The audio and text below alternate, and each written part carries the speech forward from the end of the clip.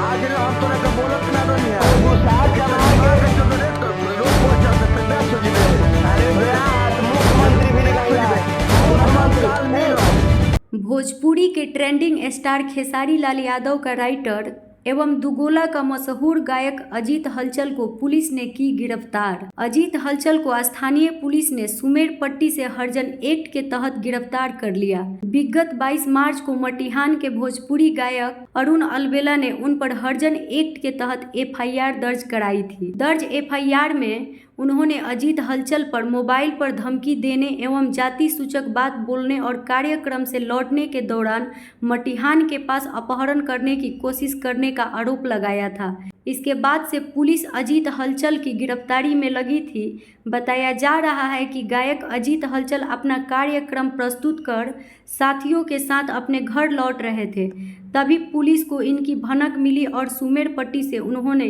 गिरफ्तार कर लिया। गायक कोपा थाना के टड़वा पोझिया के रहने वाले हैं। वहीं भोजपुरी गायक अजीत हलचल को चाहने वाले दर्शकों के लिए यह बहुत ही बुरी खबर है और अजीत हलचल के जीवन के लिए यह एक बहुत ही बड़ा झटका मिला है। नमस्कार, मेरा नाम है अनीसा सिंह और आप देख रहे हैं देहाती खबर न्यूज।